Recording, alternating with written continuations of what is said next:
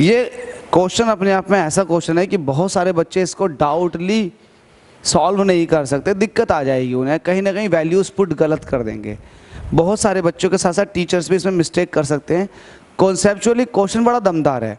आप AC generator पढ़ रहे हैं, इलेक्ट्रोमैग्नेटिक इंडक्शन का आप न्यूमेरिकल सॉल्व कर रहे हैं, एग्जाम्पल नंबर 29, और ये एस.एल. अरोड़ा एक साइड बुक है, बड़ी ज़बरदस्त है एकेडमिक लेवल पर, आप उसमें से सॉल्व कर रहे हैं। ठीक है, तो आप इसको सॉल्व करें, सॉल्यूशन यहाँ पर लिख दें। देखो किस तरीके से सॉल्व होगा बच्चों, बड़ा प्यारा सा क्वेश्चन है।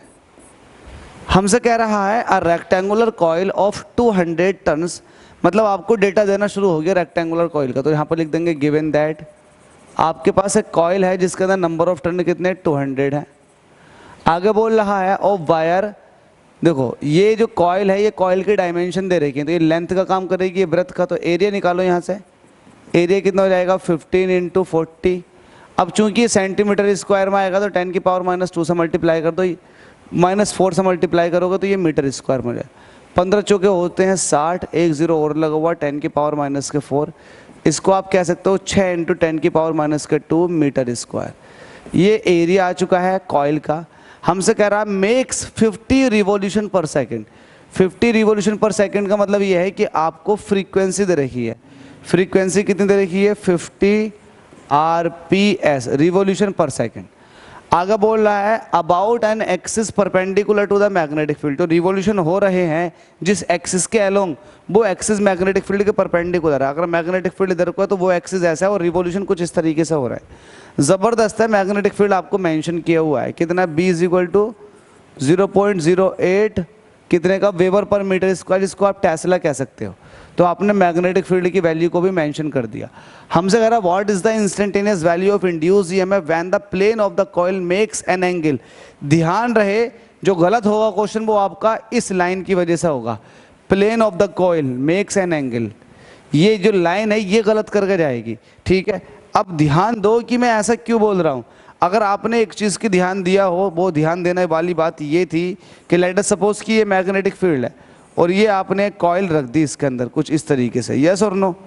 अब जब आप ये देखते थे, आप जो लेते थे एंगल वो लेते थे इस कॉइल के साथ जो नॉर्मल ड्रॉ किया जाता है उसके साथ मैग्नेटिक फील्ड लाइंस या फिर मैग्नेटिक फील्ड कितना डिग्री एंगल बना रही है। लेट अस सपोज कि ये मैग्नेटिक फील्ड के साथ किसी पर्टिकुलर एंगल पर है, मतलब कुछ इस तरह से टिल्टेड है। मैग्नेटिक फील्ड ये है और कॉइल आपकी कुछ इस तरीके से है, मतलब एरिया वेक्टर कुछ इस तरीके से जा रहा है। तो एरिया वेक्टर जो है वो मैग्नेटिक फील्ड के साथ कुछ एंगल बना रहा है, लेट अस सपोज कि वो थीटा बना रहा है। तो आप जो यूज़ करते हो, जो आपके पास फॉर्मूला होता है इंड्यूस ईएमएफ का, NBA ω sin ωt, sin ωt की जगह आप साइन थीटा भी रख सकते हैं, NBA ω sin थीटा। ये जो थीटा एंगल होता है ना, ये एक्चुअल में जो आपके पास कॉइल होती है ना, कॉइल के जो परपेंडिकुलर होता है ना उसका मैग्नेटिक फील्ड के साथ जो एंगल है वो है। तो ध्यान रहे यहाँ दो बातें हैं, कॉइल का एरिया वेक्टर मैग्नेटिक फील्ड के साथ कितने डिग्री का एंगल बना रहा है, ये तो ओरिजिनल बात हो गई जो आप लेके चलते हो। दूसरा है कि plane of the coil, coil का प्लेन, तो कॉइल का प्लेन और कॉइल के ऊपर ड्रॉ किया गया एरिया वेक्टर, इन दोनों में फर्क है। जो एरिया वेक्टर होता है वो सरफेस के परपेंडिकुलर होता है और कॉइल खुद मैग्नेटिक फील्ड के साथ किसी पर्टिकुलर एंगल पर हो सकती है। मैग्नेटिक फील्ड ये है ना हो करके परपेंडिकुलर, ना खड़ी हो करके कुछ इस तरह से है, कॉइल कुछ एंगल बना रही है मैग्नेटिक फील्ड के साथ। तो मैग्नेटिक फील्ड इस तरफ है, कॉइल कुछ इस तरह से है। देखो आप लोगों को दिखाई दे रहा होगा ना एंगल, कुछ एंगल बना रही है। अगर कॉइल इस तरीके से खड़ी होती तो एंगल 90 डिग्री होता। तो कॉइल का आप एंगल नहीं देखते हो, आप एरिया वेक्टर का एंगल देखते हो जो आप थीटा = 0 डिग्री लेते हो। तो ये आपका एरिया वेक्टर है, देखो ये एरिया वेक्टर, अगर कॉइल रोटेट करेगी तो एरिया वेक्टर के हिसाब से देखते हो। अब ये कैसा पता चलेगा कि एरिया वेक्टर कितने डिग्री का एंगल बना रहा है, क्योंकि यहाँ तो आपको 3 केस दे रखे हैं कि प्लेन ऑफ द कॉइल जो है, कॉइल का जो प्लेन है, पहला केस है कि 0 डिग्री का एंगल बना रहा है, दूसरा केस है 60 डिग्री का एंगल बना रहा है, तीसरा केस है 90 डिग्री का एंगल बना रहा है। भाई मैं 3D डायग्राम बना करके इस तरह से आपको सभी केसेस में एंगल बता सकता हूँ, बिल्कुल बता सकता हूँ कि प्लेन ऑफ द कॉइल कितने डिग्री का एंगल बना रहा होगा। ये तो कॉइल है, अगर मैं कॉइल को बिल्कुल सामने से देखूंगा तो मुझे किस तरह से दिखाई देगी, देखो मैं आपको दिखाता हूँ। लेट अस सपोज कि ये मैग्नेटिक फील्ड है, ये मैग्नेटिक फील्ड है, कॉइल को मैं सामने से देख रहा हूँ तो कॉइल मुझे कुछ इस तरह से दिखाई देगी। देखो किस तरीके से मैं दिखाता हूँ। मेरे पास ये कॉइल का प्लेन है, ठीक है, आपको दिख रही है, लेकिन अगर मैंने इस तरीके से रख दी तो आपको कॉइल का सिर्फ ये वाला सिरा दिखाई देगा। तो ये इस तरीके से, अब कॉइल जो है वो मैग्नेटिक फील्ड के साथ कितने डिग्री के एंगल पर है, तो ये लेट अस सपोज कि थीटा डिग्री के एंगल पर है। तो अब आप ये बोलेंगे कि कॉइल का प्लेन जो है वो मैग्नेटिक फील्ड के साथ थीटा डिग्री के एंगल पर है, ये वाली बात है यहाँ पर, ठीक है। लेकिन आप तो नॉर्मल लेते हो, नॉर्मल मतलब एरिया वेक्टर जो होता है वो तो सरफेस के परपेंडिकुलर होता है कॉइल के। तो जब आप एरिया वेक्टर लेते हो तो मैग्नेटिक फील्ड के साथ एरिया वेक्टर का एंगल तो वो तो ये हुआ ना।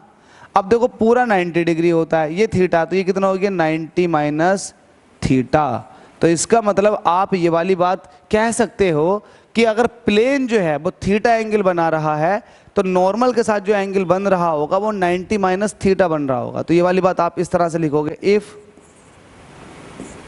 इफ प्लेन ऑफ कॉइल, आप कहोगे if plane of coil makes an angle theta with B,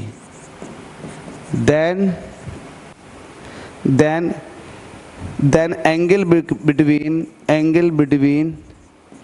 area vector and magnetic field will be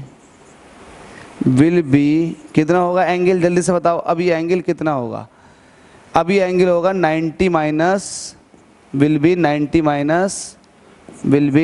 minus theta. आपके पास 90 माइनस थीटा का होगा, ठीक है। तो जहाँ भी आप यूज़ कर रहे हो 90 माइनस थीटा हो जाएगा, जहाँ पर भी आप एंगल यूज़ कर रहे हो तो 90 माइनस थीटा।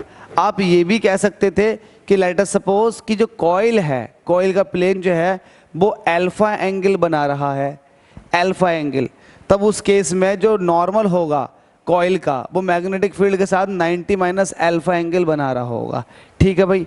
अब देखिएगा फर्स्ट केस सॉल्व करते हैं। हमसे कह रहा है कि जो प्लेन है कॉइल का वो 0 डिग्री एंगल बना रहा है। तो फर्स्ट केस आपसे कह रखा है प्लेन ऑफ द कॉइल कितना डिग्री का एंगल बना रहा है, 0 डिग्री का। एक काम करो, क्योंकि मुझे थीटा लेना होगा तो थीटा लेने के लिए, अब थीटा लेना होगा तो मैं थीटा ना लेकर के यहाँ साइन थीटा कहते हैं ना, तो मैं इसकी जगह साइन अल्फा ले लूँगा, NBA ओमेगा साइन अल्फा, क्योंकि आपने थीटा पहले ही और किसी चीज़ को कह दिया, किसी और चीज़ को बोल दिया, ठीक है। तो मैं यहाँ पर अब क्या लेके चलूँगा, यहाँ पर लेकर चलूँगा मैं अब थीटा।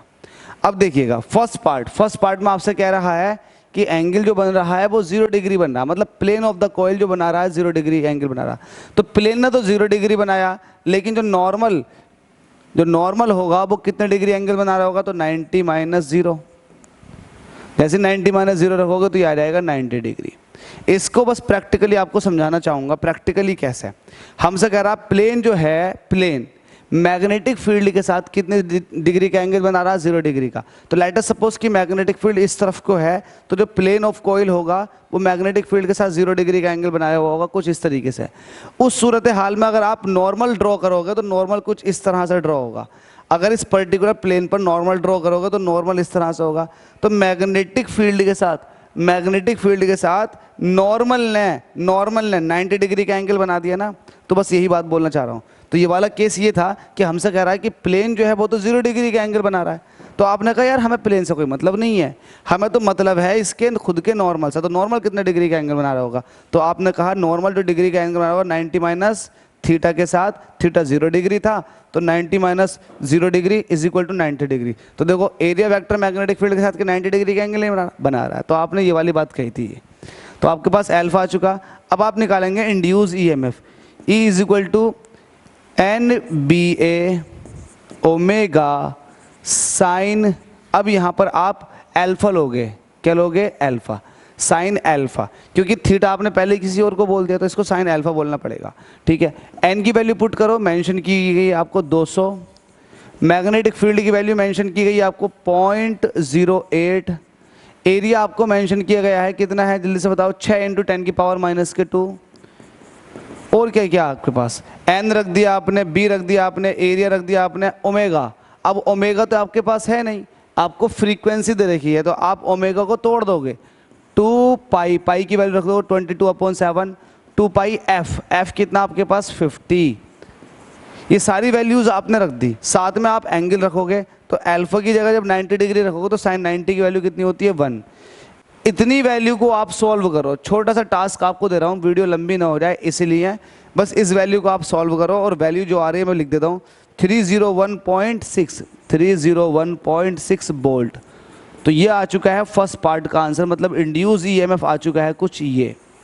उम्मीद करता हूँ समझ में आ गया होगा। बहुत डीप कॉन्सेप्चुअली मैंने इस चीज़ को बताने की कोशिश की है, ब्रीफ नहीं है, मतलब डिटेल डिस्कशन है इसका। तो पहला पार्ट तो आपका सॉल्व हो गया। अब मैं इसको मिटा देता हूँ, बाकी पार्ट भी यही सॉल्व करने की कोशिश करता हूँ। ठीक है भाई, देखो किस तरीके से। अब इसका सेकंड पार्ट ले लेते हैं। सेकंड पार्ट इस क्वेश्चन का हमसे कह रहा है प्लेन ऑफ द कॉइल है वो कितने डिग्री का एंगल बना रहा है 60 डिग्री का। लेकिन आपको प्लेन से मतलब नहीं है, आपको एरिया वेक्टर से मतलब है। तो आप एरिया वेक्टर से आप कहोगे यहाँ पर थीटा कितना दे रखा 60 डिग्री। अब ये थीटा वो वाला थीटा नहीं है जो आप NBA omega sine omega T में यूज़ कर देते, theta is equal to omega T, वो वाला थीटा नहीं है। ये theta plane of the coil का है मैग्नेटिक फील्ड के साथ। तो आप क्या निकालोगे, आप देखोगे कि एरिया वेक्टर कितना डिग्री का एंगल बना रहा होगा, तो 90 माइनस 60 से देखोगे तो वैल्यू आ जाएगी 30 डिग्री। ज़बरदस्त। अब आपको निकालना है NBA ओमेगा, निकालो। इंड्यूस ये मैं पूछ रहा आपसे, ये हो जाएगा NBA ओमेगा साइन अल्फा, यही तो होगा।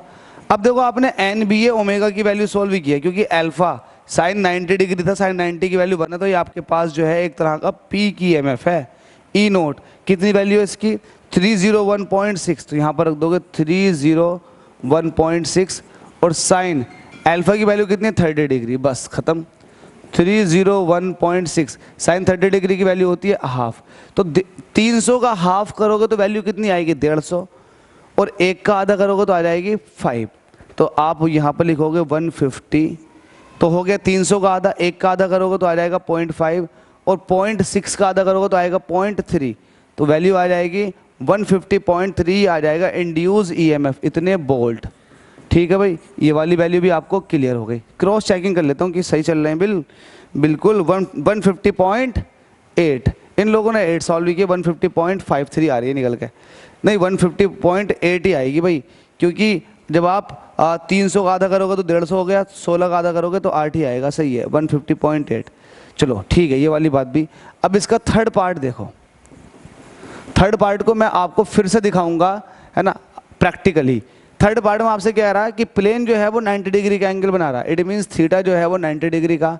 लेकिन आपको प्लेन का एंगल थोड़ी ना चाहिए होता, आपको कॉइल का जो एरिया वेक्टर है वो मैग्नेटिक फील्ड के साथ जो एंगल बना रहा होता है उसको कहते हो आप अल्फा। फिलहाल आपने अल्फा कह रखा, तो ये हो जाएगा 90 माइनस थीटा, थीटा कितना 90, तो अल्फा हो जाएगा 0 डिग्री। तो उस सूरत हाल में जो इंड्यूस EMF होगा वो हो जाएगा NBA ओमेगा साइन अल्फा। अब साइन अल्फा की वैल्यू देखो, NBA ओमेगा ऐसे रहेगा, साइन अल्फा की वैल्यू 0 डिग्री है, साइन 0 डिग्री की वैल्यू होती है 0, जिसकी वजह से सारी वैल्यू क्या हो जाएगी 0। तो इंड्यूस EMF कितना आ चुका 0 वोल्ट आ चुका। ठीक है, समझ आ गया होगा, आई होप बिल्कुल समझ में आ गया होगा। इसको प्रैक्टिकली देखने की कोशिश करते हैं। देखो आपसे कहा गया था कि जो प्लेन है वो 90 डिग्री का एंगल बना रहा है, तो प्लेन 90 डिग्री का एंगल, तो अगर लेट अस सपोज कि मैग्नेटिक फील्ड इस तरफ को है तो प्लेन तो कुछ इस तरह से रखा हुआ होगा, इस तरह से रखा हुआ होगा, तभी तो 90 डिग्री का एंगल बनेगा। अब अगर मैं प्लेन का मैग्नेटिक फील्ड के साथ देखूँ तो 90 डिग्री, लेकिन मुझे प्लेन के ऊपर ड्रॉ करना है एरिया वेक्टर। तो एरिया वेक्टर बताओ मैग्नेटिक फील्ड के साथ कितने डिग्री का एंगल बना रहा, मैग्नेटिक फील्ड भी इधर को है और एरिया वेक्टर भी इधर को है, तो 0 डिग्री का। अब आपको पता है जब 0 डिग्री का एंगल बना रहा है मैग्नेटिक फील्ड और एरिया वेक्टर के बीच में 0 डिग्री का एंगल है, तो भाई साइन 0 की वैल्यू कितनी होगी 0 डिग्री। साइन 0 की वैल्यू कितनी हो जाएगी 0 हो जाएगी। अब 0 से किसी की मल्टीप्लाई करो 0 हो जाएगा। तो उम्मीद करता हूँ समझ में आ गया होगा, टफ नहीं था, इजी था ना। अरे बोल दो ना इजी था, खत्म कर दिया। चलो अगले न्यूमेरिकल में मुलाकात करते हैं, मज़ा आ गया भाई। Thank you so much.